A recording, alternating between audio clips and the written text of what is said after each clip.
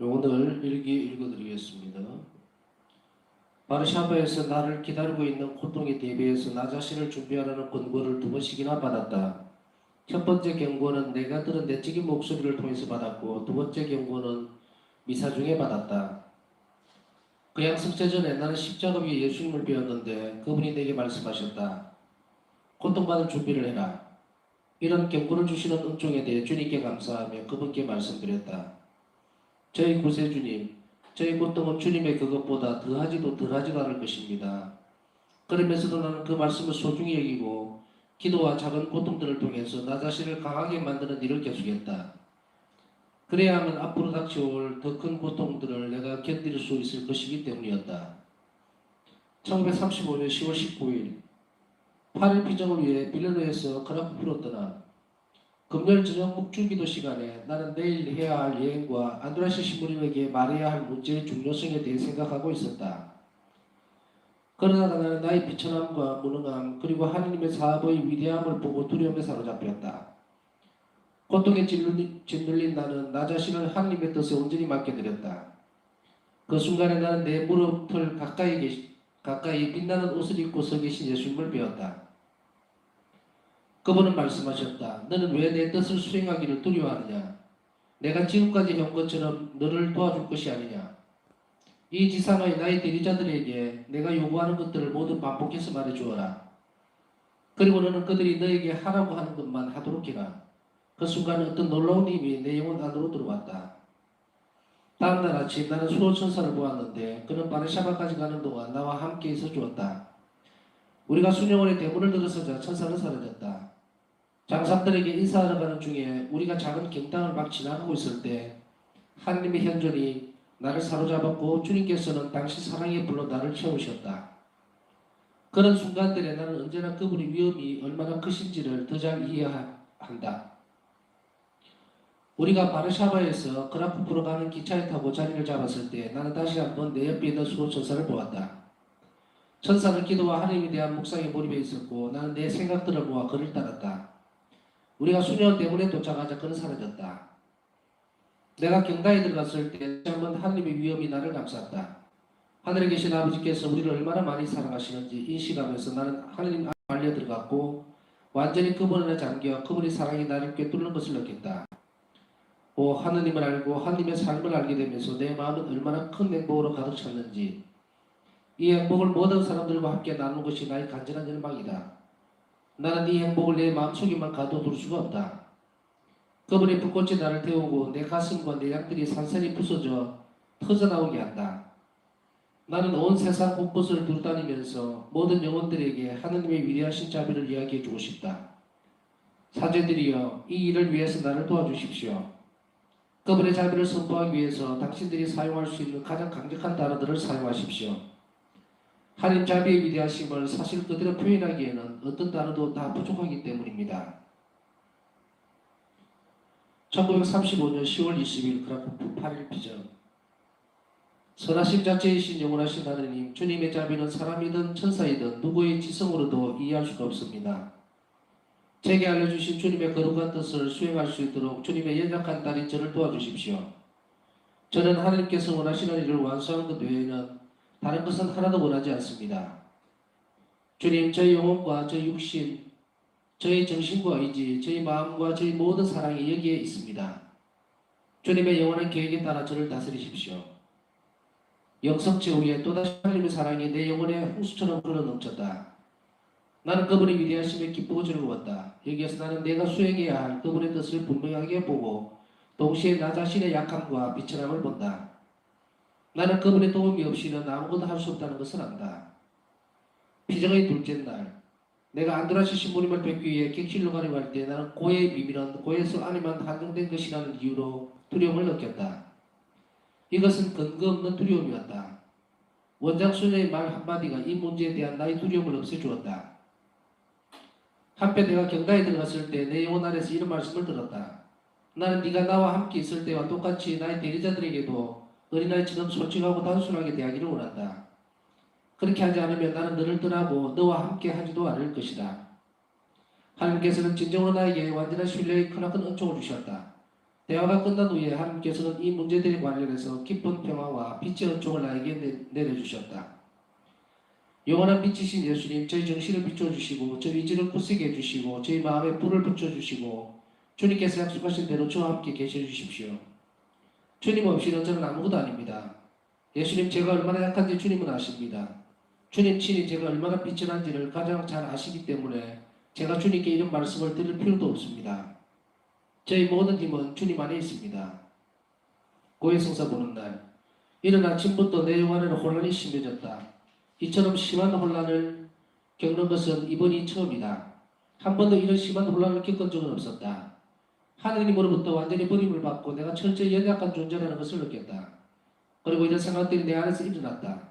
내가 무엇 때문에 이렇게 나를 사랑해주는 수녀들과 상상들이 있고 이런 조용한 생활을 할 수 있는 수동을 떨어야 하는가? 나는 종신서원을 이 수녀에 소속되어 있고 나는 아무 어려움 없이 나의 본분을 잘 이해하고 있지 않는가? 왜 내가 내 양심의 소리를 들어야 하는가? 왜 내가 어디에서 오는지도 알 수 없는 영감을 따라가야 하는가? 다른 모든 수녀들처럼 살아가는 것이 더 좋지 않은가? 주님의 말씀에 주의를 기울이지 않은 채 묵과해버릴 수 있을지도 모른다.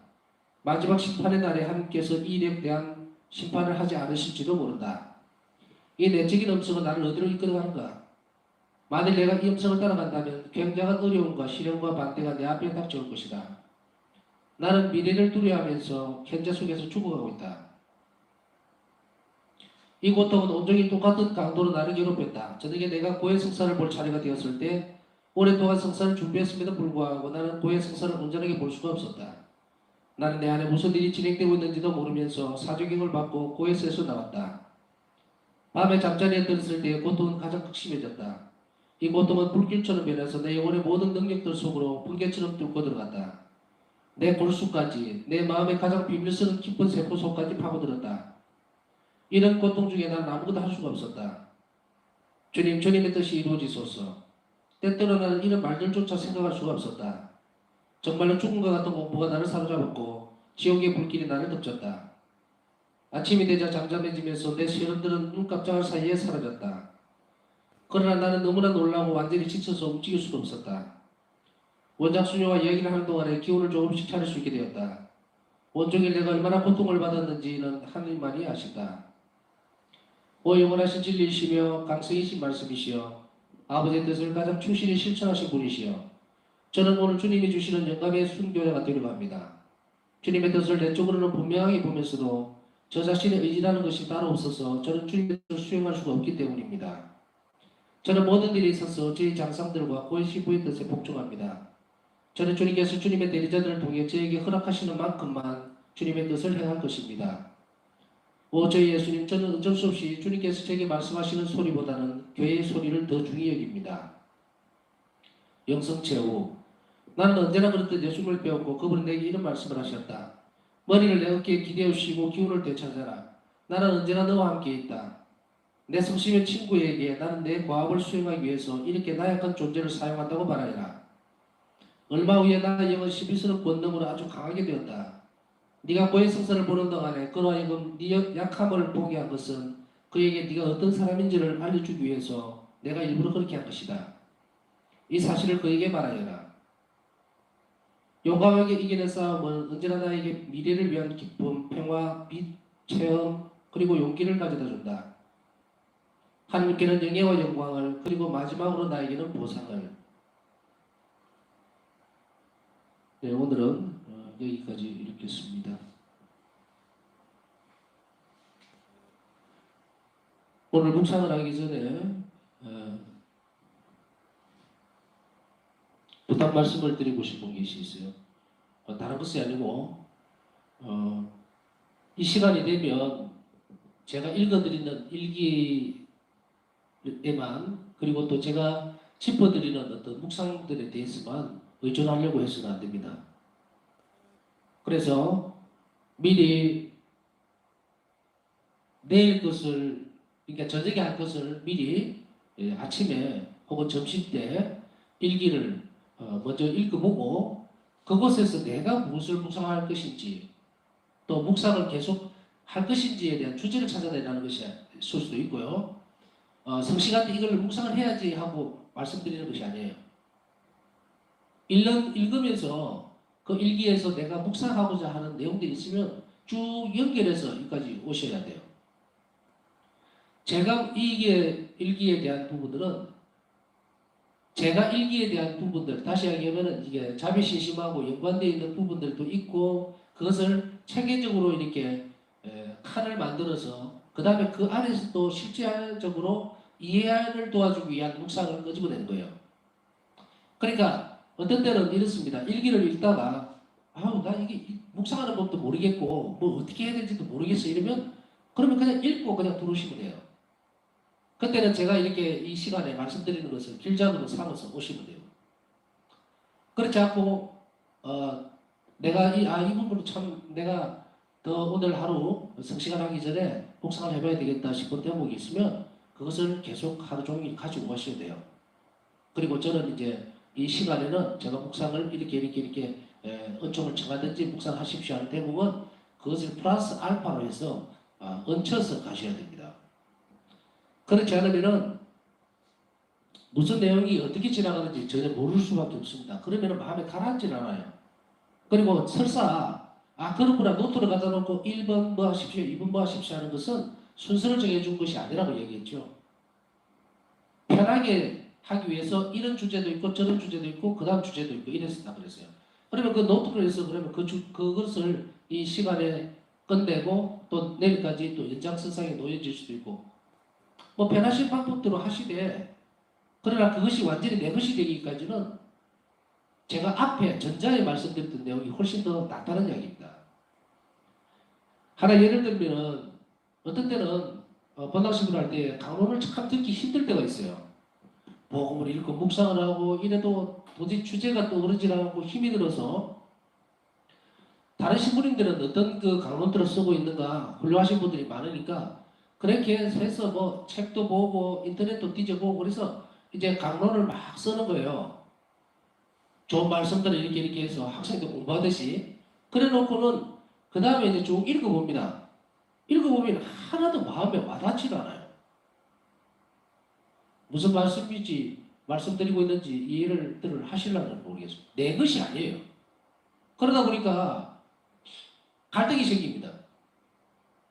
정말로 이 복음에 대해서 우러나오는 이게 근간은 하나님 사랑에서 출발을 해서 이렇게 줘야 되는데 이게 안 되는 거예요. 그러면은 갈등이 생기죠. 귀찮으니까 그냥 뭐 내가 이해하던 내 마음에 와닿든 와닿지 않든 그냥 읽어버리자. 이런 갈등 하나. 또 하나는 도저히 안 되겠다. 차라리 짧게 몇 마디만 하더라도 이것은 도저히 쓰지 못하겠다 하고 폐기처분시키는 버리는 그런 경우가 있었어요.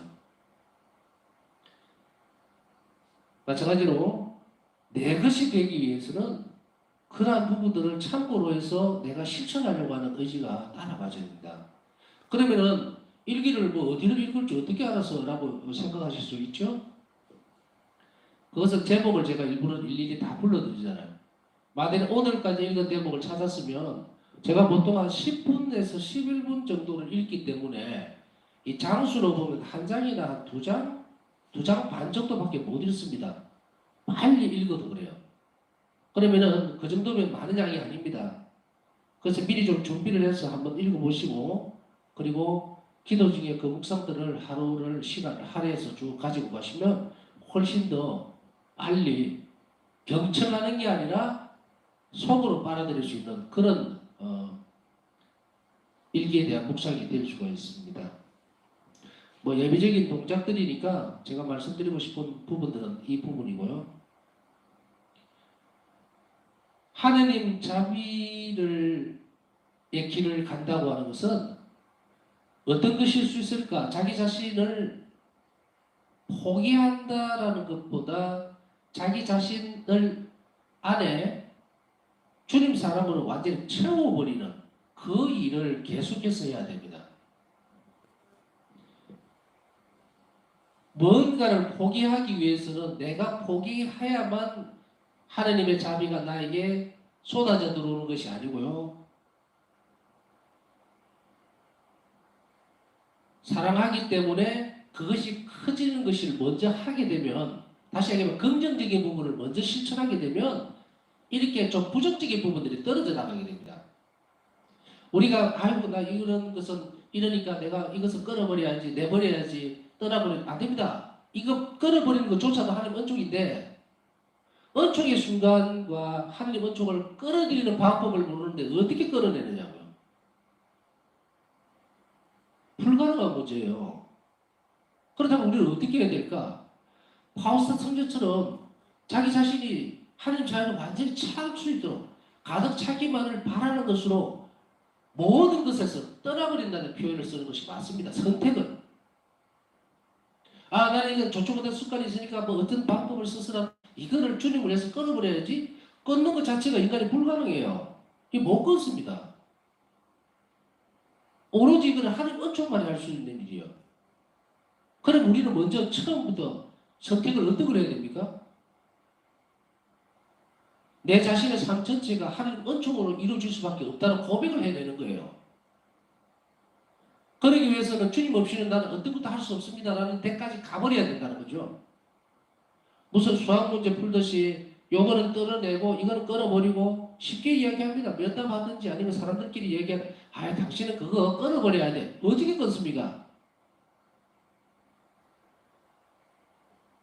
아무리 노력해도 안 됩니다. 안 될 수밖에 없죠. 하느님 은총만이 유일하게 그걸 끊을 수 있는 도구인데 하느님 은총이 우리 안으로 흘러들어오는 방법은 가르쳐 주지를 않으면서 이걸 끊으십시오. 이걸 치우십시오. 이것 때문에 안 됩니다. 이러면 절망 상태에 놓이죠.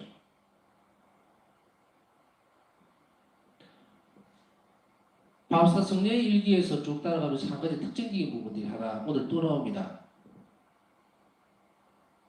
어떤 부분이냐면 계속 반복해서 드러나는 부분일 수도 있지만 바울사 성령은 오늘 이 비정 중에 첫째는 선하신 하느님이라는 표현을 계속할 수 있습니다. 주님은 선하십니다라는 고백은 내 삶에 어떤 부분이 드러나더라도 좌절하거나 실망하지 않고 흔들리지 않겠다는 이야기입니다. 자, 역으로 여러분들 마음에 지금 담고 있는 것들이 뭔지를 한번 살펴보십시오. 오늘 이 시간이 지나면 만일에 우리가 이 시간이 세상에서의 나의 마지막 시간이라면 이 성시간 시작하기 전까지 내가 고민하고 생각하고 보통 터지는 일이 그리고 불안하고 했던 것이 무슨 소용이 있습니까? 아무런 소용이 없어요. 그러면 그게 내 걱정거리입니까? 내 걱정거리 아니에요. 내가 하느님을 사랑하는 마음이 있다면 그 근심과 걱정거리는 주님인 거예요. 예수님께서 내 삶을 사랑하고 그리고 내 자신을 에게 무한한 자비로움을 가지고 있기 때문에 그거는 주님의 고민이 되는 거예요. 해결해 주실 분. 그러면 이것이 해결되기 위해서 우리는 어떤 상황들만 계속 신경을 써야 됩니까? 선하신 예수님만 보면 됩니다. 공포와 걱정과 불안함은 마귀가 불러일으키는 환상이에요. 저를 포함해서 누구도 내일 멀쩡하게 일어난다는 보장이 없어요.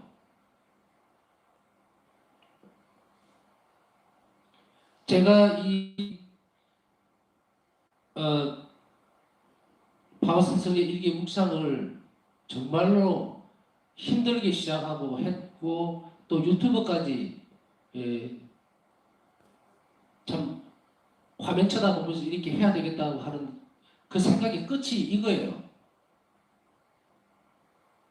저 또한 마찬가지로 언제 세상을 떠날지 몰라요.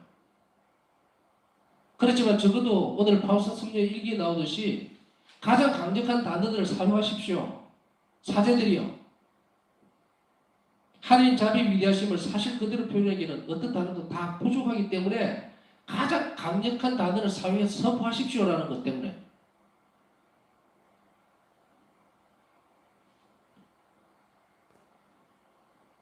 세상을 떠나더라도 제가 이 목소리는 남겠죠.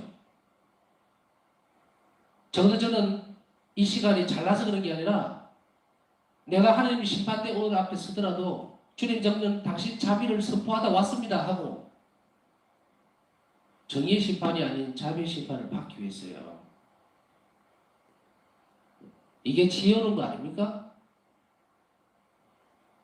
우리의 고단함이나 피곤함이 그것이어야 한다면 기꺼이 가야 합니다. 세상을 향해서 자기 목숨에 대해서 그렇게 당당하다면 오만 고민들, 오만 걱정 속에 파묻혀 살아도 됩니다. 세상 고민과 걱정이 많다는 것은 결국은 반대적으로 얘기하면 하나님의 선성을 믿지 않는다는 그런 떳떳한 표현일 수밖에 없겠죠.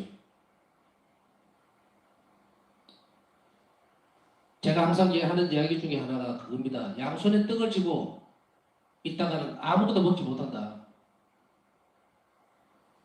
그래서 첫째는 내 삶을 붙들고 있는 이것이 무엇인지 내가 그것에 깊이 빠져들어가 있거나 또 내 발막을 찾고 있다면 우리의 시선과 정신은 끊임없이 계속적으로 하나님의 선하심에 우리 마음이 가도록 노력해야 됩니다. 불안감이라든지 또 혹은 위축되는 것들이 생긴다 하더라도 그것을 끊임없이 하나님의 은총을 청해야 합니다. 이 문제가 해결되면 내 불안함이 사라지고 이 문제가 어떻게 되면 내가 정말 평안을 얻을 것 같죠. 천만에요. 그것에 매여서 하나님을 잊어버립니다.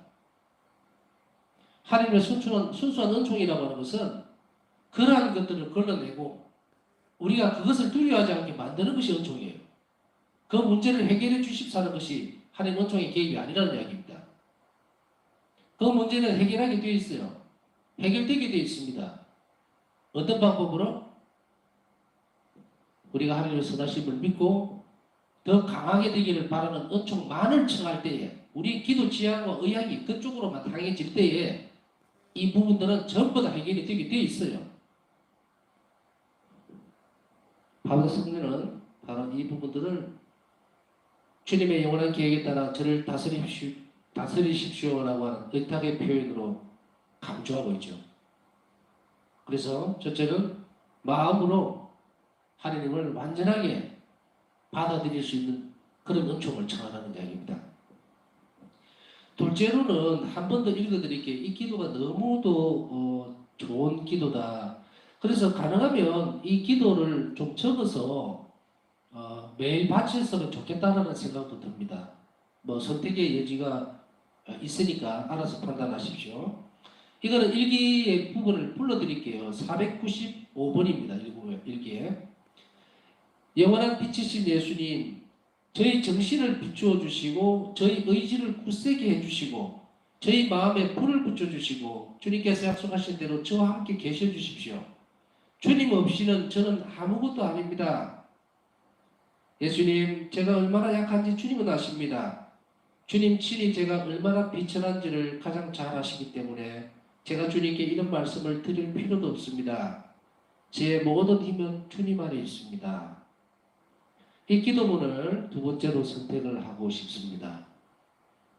마음이 어지럽고 힘들고 분산될 때마다 이 기도를 드림으로 인해서 우리의 처지에 대해서 하나님께서 자비를 베풀어 주실 수 있도록 청한다면은 우리는 하나님께서 합당한 은총을 우리에게 베풀어 주시리라는 것을 믿고 따라가야 합니다. 얼마나 좋은 단어입니까? 제 모든 힘은 주님 안에 있습니다. 근심과 걱정 없이 살아가려면 바로 이러한 것들이 필요합니다. 예수님은 우리 각자 안에서 일어나는 불안함과 또 걱정거리, 근심거리들이 악에서 온다는 것을 우리에게 알려주시고자 하는 겁니다.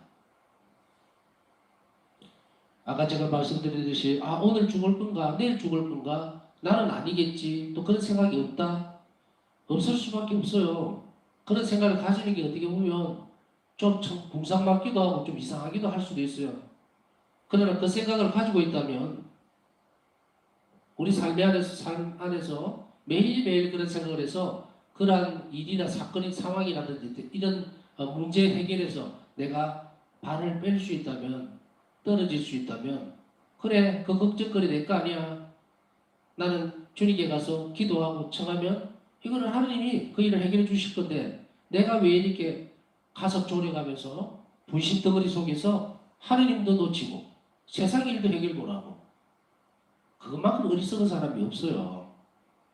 그러나 금방 강조해서 몇 번 말씀드렸지만 인간이 나약하기 때문에 그 틈은 있습니다. 빈틈이 있어요.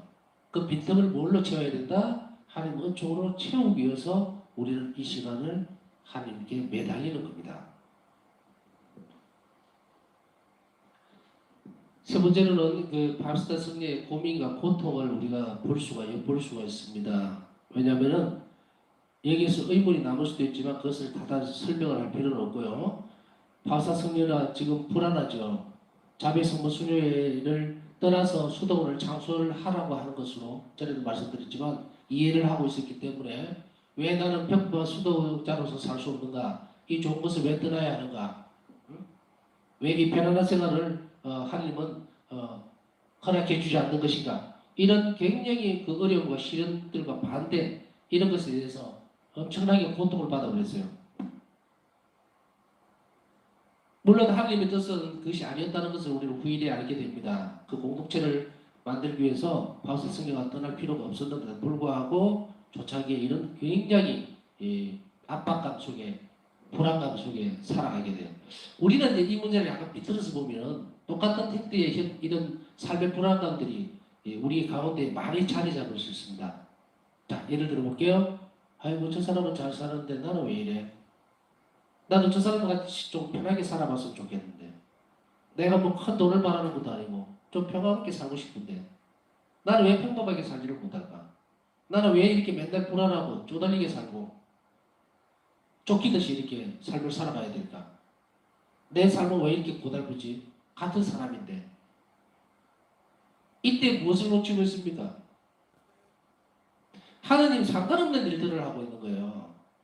고민이나 고통이 커지는 것은 하느님을 배제시켜 놓고 내가 내 삶을 막 주물럭거려 버린 거예요.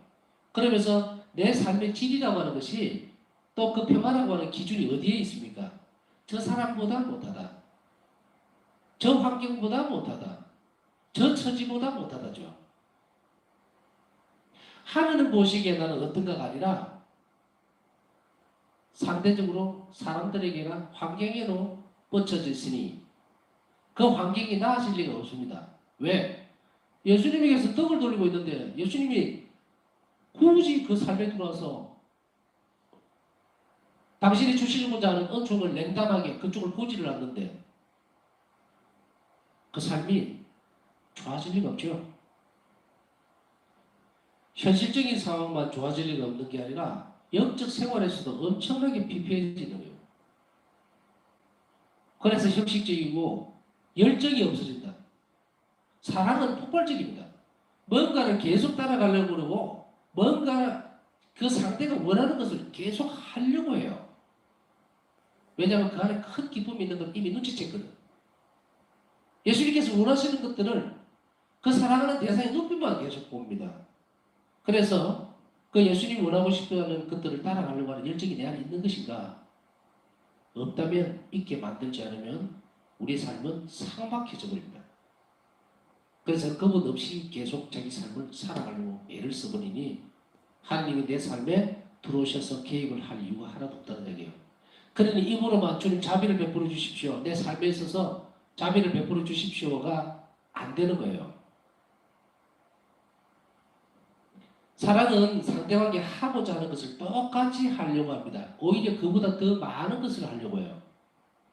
정말 하나님에 대한 사랑이 점점 커지고 의탁한 태도가 점점 커지려면은 하나님이 하시는 일들을 그대로 내 삶 안에서 실천하려고 모든 최선을 다하는 겁니다. 어떤 고민이라든지 생각이라든지 걱정거리에 매여 사는 것, 그거 하나님의 삶을 하나님께서 우리에게 원하는 삶이 아니에요. 그런데 아까 말씀드렸듯이 빈틈이 있다고 그랬죠? 그 빈틈은 은총으로 채우셔야 됩니다. 그 기도 생활이에요. 그래서 우리가 지금은 어쩌면 굉장히 약하고 비천하게 생각될 수 있습니다. 오늘 결심했다가 내일 또 뭐 뭉개져서 아무것도 아닌 걸로 될 수도 있고요. 그래도 걱정하지 말라는 얘기예요. 우리가 이 시간을 빌어서 함께 기도하고자 하는 이유는 우리 자신들이 나약하기 때문입니다. 사실은 저나 여러분이나 어찌 보면은 더 강한 분들도 있겠지만 제 입장으로 보면은 약하기 때문에 이 시간을 고집하는 거예요. 사실은 이렇게 답을 치놓지 않으면은 허물어질 것 같으니까 강해서 좋은 것이 아니라고 생각이 돼요. 우리가 하나님 앞에 있다는 이것은 굉장히 그 사랑의 표현이면서도 동시에 우리 자신들이 주님 없이는 나약한 그런 존재일 수밖에 없다는 고백이라는 거죠. 그래서 이 시간에 그냥 꿇어 앉아 있는 거예요. 그러면서 우리 형편과 우리 영혼의 사정을 잘 봐주시고 그리고 우리가 정말 잘 살 수 있도록 천국에 갈 때까지 잘 살 수 있도록 위로해 주시고 현실적인 삶에 있어서의 그런 어려움도 잘 해결해 주십사 하고 축복해 주십사 하고 이 시간을 기다리는 거죠. 자, 남은 시간 우리 또 주님 안에서 오늘 하루 불편했던 것들도 있을 것이고 또 부족한 것도 있겠지만 주님 사랑의 눈길 아래 있었으면 감사하면서 제가 말씀드렸던 묵상 내용들로 남은 시간 보내도록 합시다.